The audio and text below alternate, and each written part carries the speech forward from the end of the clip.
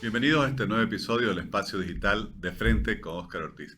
Estamos en el mes aniversario de la efeméride cruceña y vamos a conversar con un experto sobre toda la temática del desarrollo y el urbanismo, ese proceso de urbanización tan acelerado que experimenta tanto Santa Cruz de la Sierra como el departamento de Santa Cruz.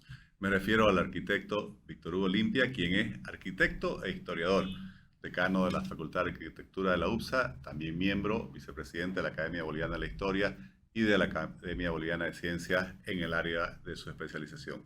Estimado Víctor Hugo, muchas gracias por aceptar esta invitación.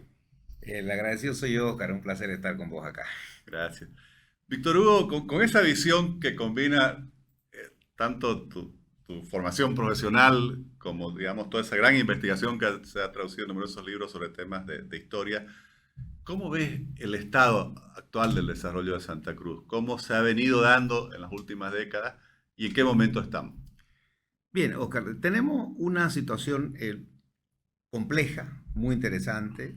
Santa Cruz, sin duda, es el lugar más dinámico del país en términos de crecimiento, de inversiones, de productividad, de entusiasmo, por último, y de voluntad para trabajar y buscar el camino, cada uno por su lado, en grupo, en equipo, en corporaciones, etcétera. Es decir, creo que tenemos un escenario positivo y propositivo en términos de desarrollo. Creo que eso es una gran cosa, es algo que debemos sentirnos orgullosos de haberlo construido y de haberlo sostenido a pesar de todas las dificultades que tenemos. Pero siempre es importante ver diferencia entre lo que ocurre físicamente, lo que ocurre en términos de apariencia, de escenografía, podemos decir, porque estamos en el tiempo de las posverdades, en el tiempo de los escenarios construidos, de los discursos bien elaborados, estructurados, muy bien armados además, que te proyectan y te ofertan una realidad que no necesariamente es la que estadísticamente, rigurosamente y objetivamente la real. Y por otro lado tenemos la realidad, ¿no? La realidad que está oculta, disfrazada, que eh, no tiene quien se esfuerce en mostrarla porque también debemos reconocer, no nos gusta mencionar esos aspectos porque no queremos afectar ese optimismo, ese entusiasmo y ese deseo de seguir creciendo. Entonces, los cruceños nos hemos convertido en promotores, en impulsadores, el, podemos decir, independientes de ese desarrollo. Y en ese marco, pues, nos cuidamos también de no ponernos zancadillas, ¿no? De no afectar el aparato productivo, de no ponerle trabas, ni siquiera psicológicas, a ese desarrollo. Y por supuesto, nosotros desde la academia, desde una visión científica, estadística y objetiva, por lo menos nos esforzamos por verlo así, y no estando además involucrados en el medio de ese escenario, pues tratamos de encontrar ese punto de equilibrio entre la realidad con sus cualidades, con sus características, y esa realidad deseada, esa aspiracional, que es la que se quiere construir y se quiere desarrollar. Y en ese marco, pues, tenemos un escenario metropolitano, que es el escenario en donde el desarrollo cruceño se va a manifestar en grande y en pequeño en los próximos años. ¿A qué me refiero, Oscar? De que siendo que el área metropolitana de Santa Cruz, incluyendo Montero, Guarne, Cotoca, La Guardia, El Torno, Porongo, Colpa, Bélgica, Okinawa, hasta Portachuelo, etcétera, en este territorio, pues vive más del 80% de la población del departamento. Y probablemente 85% ahora. Digamos, 50 kilómetros alrededor del centro de Santa Exactamente, Cruz. exactamente. Entonces, es aquí, en este territorio metropolitano, en donde se definirá y se está definiendo ahora el futuro del departamento, el futuro de Santa Cruz y indirectamente de Bolivia. Entonces, desde esta perspectiva, el entender y comprender a la metrópoli, a la metropolización como proceso, a la interconectividad vial de la metrópoli, a la capacidad de articulación intergubernativa entre gobernación, entre municipios y entre municipios entre sí, ahí está la clave de nuestro potencial suceso. Ese es un tema importante porque, a ver, hay el proceso de metropolización en los hechos, en una realidad factual, pero ¿cuánto hay de articulación? ¿O es algo que se está dando simplemente por la fuerza de la realidad? Bueno, es muy interesante ahí, además es un tema creo que clave y bien que lo tocas, Oscar, porque nosotros tenemos un problema jurídico constitucional al respecto.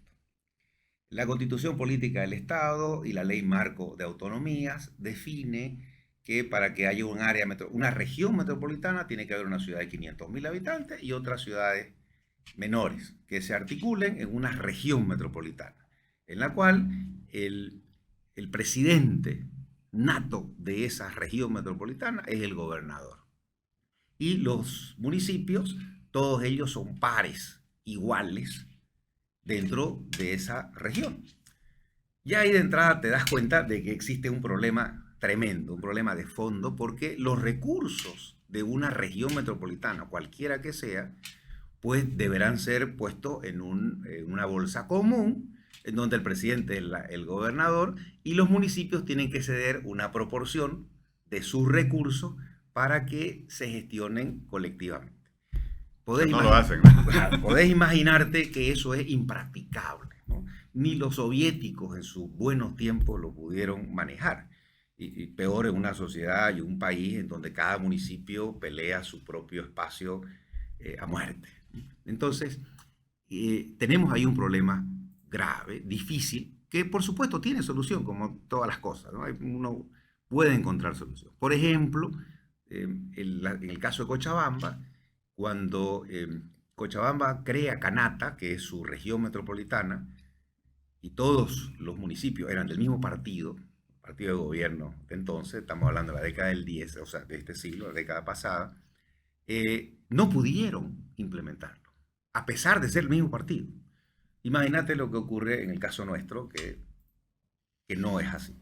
Imagínate el caso de La Paz, que es la otra área que puede ser metropolitano, en donde legalmente el Alto puede tener su región metropolitana y La Paz puede tener otra región metropolitana. Claro, porque ambos tienen más Porque de ambos 500.000. tienen más de 500.000. Entonces ya ahí te das cuenta que el único caso en donde tenés una diferencia muy grande entre la ciudad madre central es el caso de Santa Cruz, tenés también una dispersión enorme de municipios. Entonces, ¿cuál es el camino? Hace algunos años, después que la gobernación creó su ley autonómica departamental de metropolización, en el marco de la ley de autonomías y de la Constitución, el municipio vio que no, el municipio de Santa Cruz vio que eso no era posible, que no iba a ser practicable, entonces decidió implementar una ley municipal de metropolización con la intención que los otros municipios se adhieran a través de convenios intergubernativos para trabajar en conjunto, pero de manera aislada. Claro. Entonces, lo cual ninguna de las dos opciones es la que puede funcionar bien. Entonces, tenemos que encontrar un mecanismo intermedio en el cual los municipios mantengan su autonomía, sus recursos, en donde la ciudad madre, la ciudad principal, la que tiene más recursos, la que tiene las condiciones de poner la plata, esté dispuesta a invertir en la metrópoli. Y en el caso de Santa Cruz, con Percy Fernández había esa intención y empezó a trabajarse en esa dirección. Lo cual fue más consecuencia de la influencia y de la sugerencia de dos áreas metropolitanas con las cuales Santa Cruz estableció vínculos entonces y que los mantiene, que es el área metropolitana de Medellín y el área metropolitana de Cali, ¿no? En donde la ciudad madre principal, que bajo una estructura similar a la que tenemos en el país, pero con una visión de articulación, la ciudad madre invierte más, incluso puede invertir en los otros municipios. En Bolivia ni siquiera puede hacer eso. Tenemos, por lo tanto, una traba jurídica constitucional y hay que encontrarle la manera, porque no vamos a cambiar la Constitución en un buen tiempo, me imagino, ojalá que se pudiera, pero lo sabemos muy, muy difícil. Hay que encontrar la manera de poder superar esas trabas. Y para eso es necesario conocer realmente cómo está nuestra área metropolitana. Cuando Bueno, y ahí hablamos te de área pregunto, metropolitana, hablamos cómo está la mancha física de calles, avenidas y la estructura de esta área metropolitana o esta mancha metropolitana que es independiente de los territorios municipales. así es. Porque ese es el otro problema, ¿no? Que siempre mezclamos municipios con ciudades. Y son dos cosas distintas, son dos tipos de territorios. La mancha urbana per se, con sus barrios, distritos, avenidas, vías, y el territorio municipal, que abarca lo rural. La diferencia entre lo urbano y lo rural, Exactamente. ¿no? Víctor Hugo, mencionabas que con relación a Santa Cruz, alrededor del 80% de la población vive en esta área metropolitana. Muy más. Ahora, hay otro dato que pensaba mientras te escuchaba, y es que, sin lugar a dudas, creo que podríamos decir que 25% de la población nacional también vive en esta área metropolitana. Sí. Lo cual no es poca cosa. O sea, 1 de cada 4 bolivianos viven por acá. Y segura, en el área metropolitana, no estamos hablando de todo el departamento. Y se irá eso creciendo seguramente hasta llegar al 30%. Bueno, hablaba justamente cómo está esta mancha, cómo está esa combinación urbano-rural. En el fondo, ¿cuáles son los principales desafíos que plantea ese crecimiento en materia de infraestructura, de servicios? Porque claro, hay zonas que uno las ve modernas, que casi a nivel internacional, y otras pues con muchas carencias. ¿Cómo acompañar esa, no sé si es crecimiento, esa explosión casi? Bueno, es justamente el gran desafío, es decir, cómo lograr que en este momento la área metropolitana, que está arriba de los 1.000 kilómetros cuadrados, 110.000 hectáreas más o menos, de los cuales están efectivamente ocupadas unas 40.000, 45.000, depende cómo lo veamos y en función de la densidad. Pero no llegamos a 50.000 hectáreas de 110.000 hectáreas, o sea, mucho menos de la mitad de la mancha metropolitana está ocupada. Incluso dentro de esa área que consideramos ocupada, tenemos densidades bajísimas, muy bajas, que encarecen los costos de todo. Eso que sería bueno que expliques.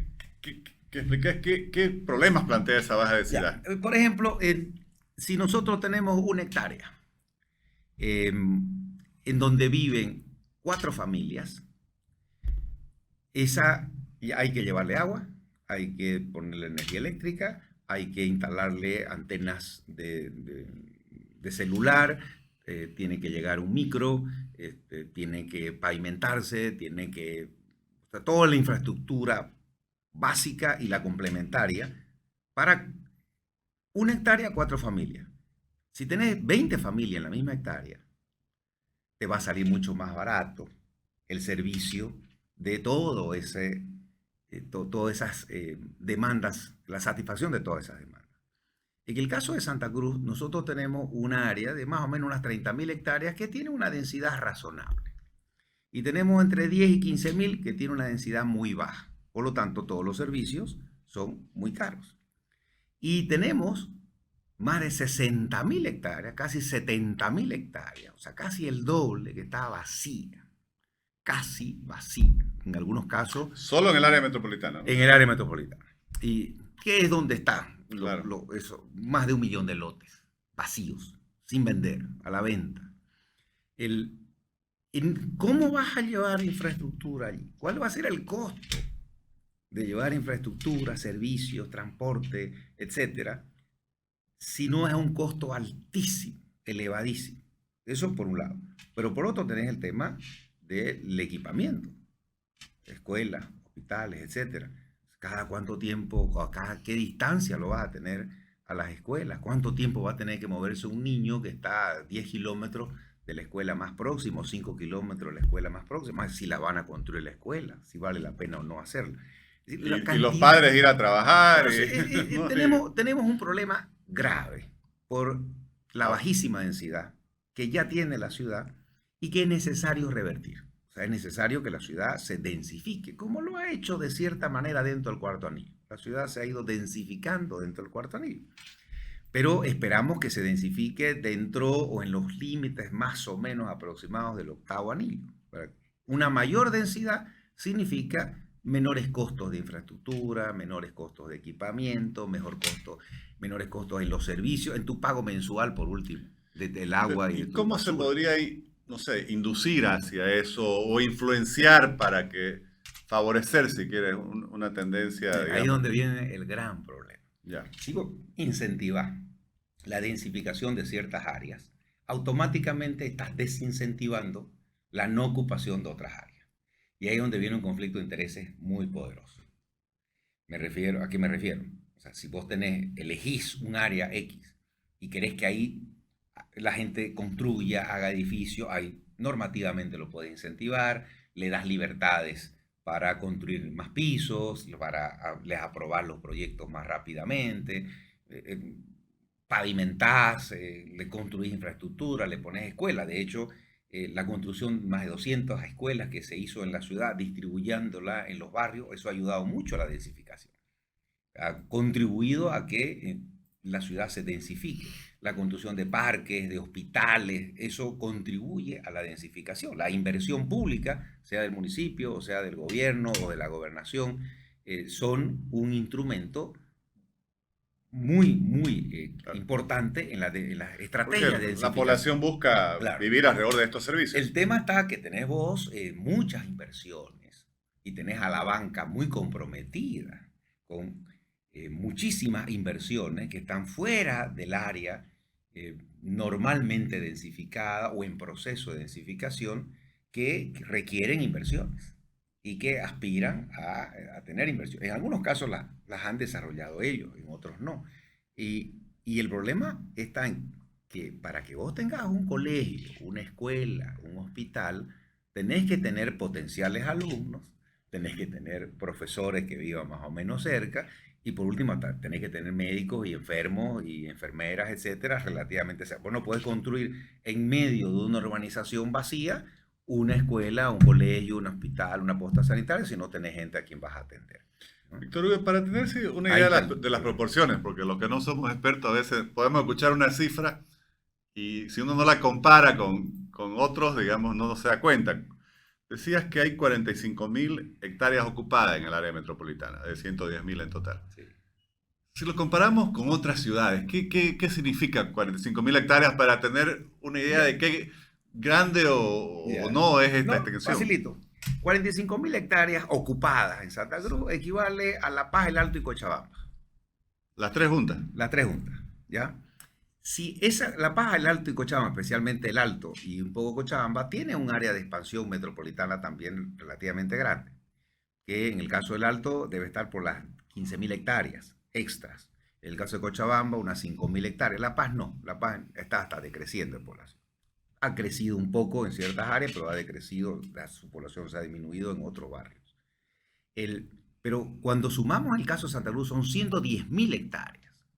Las 110.000 hectáreas que tiene Santa Cruz edificadas, Oscar, es decir, con calles, avenidas, sean pavimentadas o no, con lotes, loteadas, si vos querés, ya hechas, construidas, equivale a todas las ciudades de Bolivia juntas. Esas tres que te mencioné, A más, todas. más Sucre, Potosí, Oruro, Tarija, Trinidad, Riberalda y además hasta los pueblos y las poblaciones menores. O sea, Santa Cruz tiene el tamaño físico de todas las ciudades de Bolivia juntas. Pero Bueno, eso es un dato impresionante. su población no equivale ni al 30% de todas esas ciudades de Bolivia juntas, que es donde vive la mayor parte de la población, en la ciudad. Entonces, cuando vos tenés un área metropolitana demasiado grande, para mí demasiado grande, en donde tus perspectivas de poblar esa mancha en este momento libre son a muy largo plazo, la mayor parte de esa zona. Otras a mediano plazo, otras a corto plazo, las más cercanas a la ciudad, u otras por razones geográficas o topográficas van a ser fáciles de ocupar. Cuando vos tenés una perspectiva de ese tipo, estás obligado a cernir y a definir con políticas claras dónde vas a promover la densificación y dónde no te conviene, porque no puede. En el caso de Santa Cruz es hasta más fácil si vos querés, porque las zonas verdaderamente densificables en el área metropolitana de Santa Cruz no están en el municipio de Santa Cruz, están en los otros municipios. Estamos hablando de Colpabélica, estamos hablando de Guarnes, estamos hablando de Cotoca, estamos hablando de Porongo, estamos hablando de Montero, estamos hablando de Okinawa. El caso de La Guardia y El Torno, por ejemplo, son dos municipios cuya área de expansión metropolitana, es decir, que área de crecimiento de su zona no es tan grande. Y por lo tanto no es mayor problema. En las otras áreas sí hay muchísima área no ocupada o muy pobremente ocupada. Y esos municipios, Oscar, no tienen recursos ni para implementar equipamiento. Y por supuesto, los mismos emprendedores, los mismos urbanizadores, si no tienen gente, pues tampoco van a tener cómo invertir, salvo unos cuantos de ellos. Entonces, ahí es donde viene el desafío. ¿Cómo lograr un equilibrio entre lo que vas a ocupar, porque te conviene ocupar, y qué vas a hacer que es esperar? ¿Y hasta dónde lo vas a hacer esperar? Nosotros tenemos en el país un pequeño problema histórico, y es que creemos que porque pavimentamos, y esto lo hemos aprendido en los últimos 30, 40 años, creemos que hacemos una avenida y se va a llenar de gente. Esa es la idea, el imaginario colectivo, ¿no? Construimos, pavimentamos una avenida y ya nos estamos imaginando que un micro va a ir y que en 5 años eso está lleno. Eso ha ocurrido en el pasado. Y por eso es que creemos que va a seguir ocurriendo. Pero ya no tenemos la escala que permita eso. En este momento hay miles de manzanos con calles pavimentadas desde hace ya 6, 7, 8 años y no hay ni un lote ocupado. Como hay otros que sí se ha ocupado, pero muy pobremente. Entonces, ya esa estrategia de pavimentar y asegurar de que en poco tiempo se va a ocupar el área, ya no funciona. ¿Y por qué no funciona? Porque la escala es muy grande. La escala de Santa Cruz ha superado la capacidad de Bolivia, no solo de Santa Cruz, de poder ocupar esas áreas. O sea, hemos ido mucho más allá de lo potencialmente posible de ocupar en un tiempo razonable.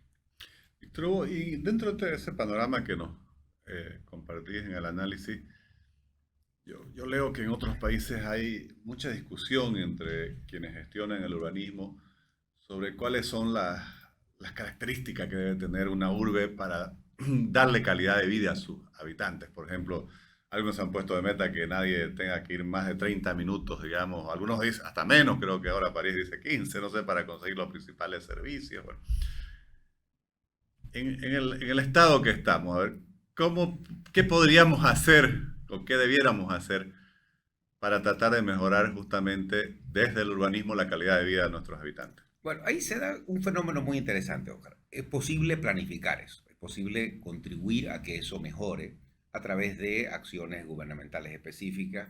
En el caso de una ciudad como la nuestra, nosotros esperamos que el gobierno municipal, porque es el responsable de hacerlo, pues implemente un sistema de transporte masivo lo antes posible que contribuya a la reducción del tiempo de movilidad ciudadana.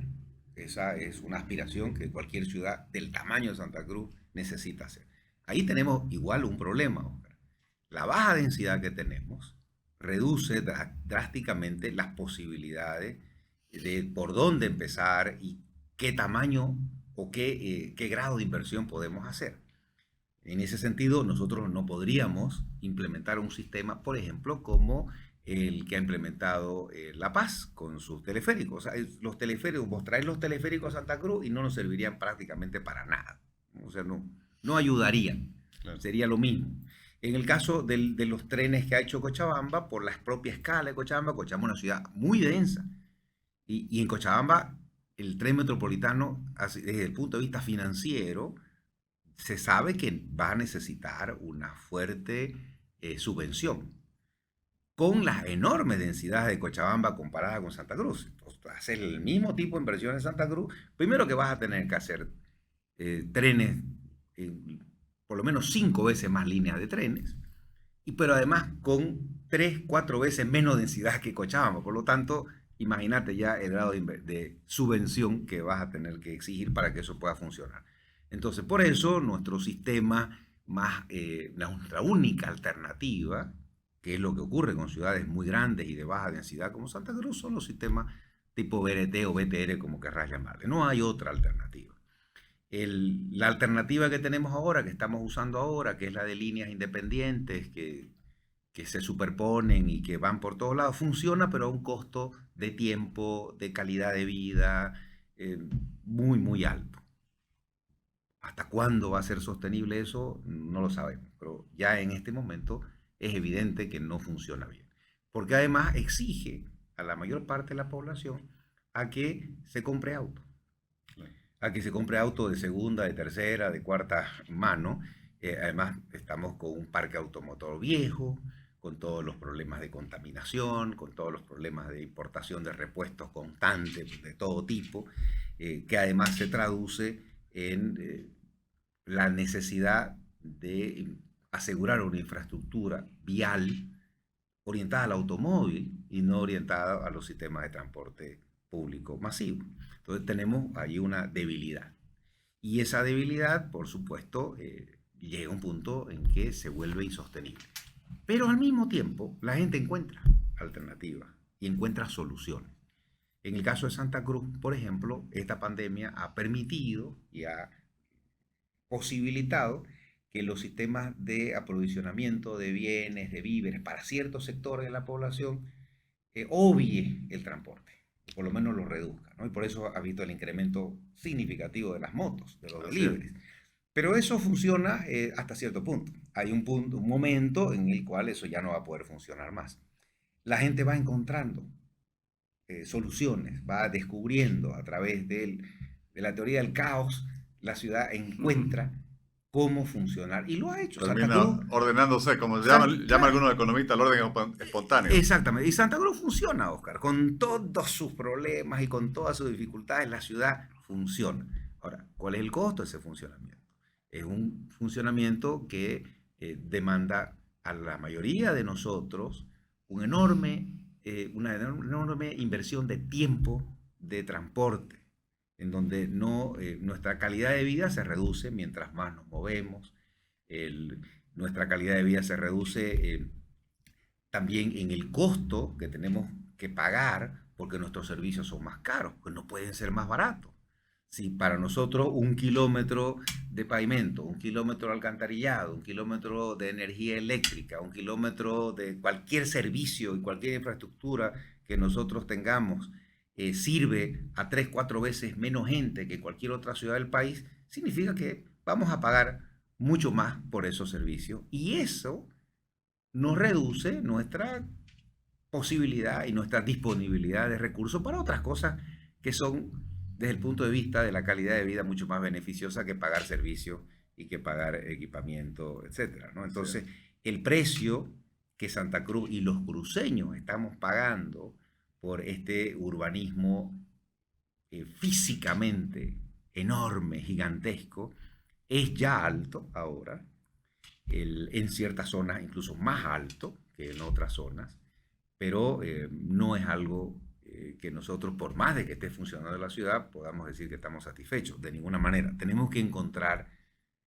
mecanismos institucionales, y aquí implica municipio, gobernación, gobierno central, instituciones. Los cruceños nos caracterizamos por manejarnos institucionalmente muy bien, encontrar mecanismos que reduzcan ese impacto negativo, ¿no? Y podamos de a poco vivir mejor, o por lo menos evitar que empeore la situación, porque la tendencia es a que empeore. Bueno, Víctor Hugo, la conversación ha sido interesantísima y el tiempo ha ido rápido. Muchísimas gracias, y yo, para quienes nos siguen por las redes sociales, valoro mucho que haya personas como Víctor Hugo Limpias que se dediquen a analizar estos temas que son tan importantes en un mundo que se urbaniza cada vez más, el estudiar justamente todos estos procesos de áreas metropolitanas y cómo desarrollar o cómo ordenar y tratar de encauzar esa explosión demográfica alrededor de las áreas urbanas es fundamental. Muchísimas gracias. Ha sido un gusto, Oscar. Gracias por la invitación. Un placer saludar a la audiencia. Gracias, Víctor.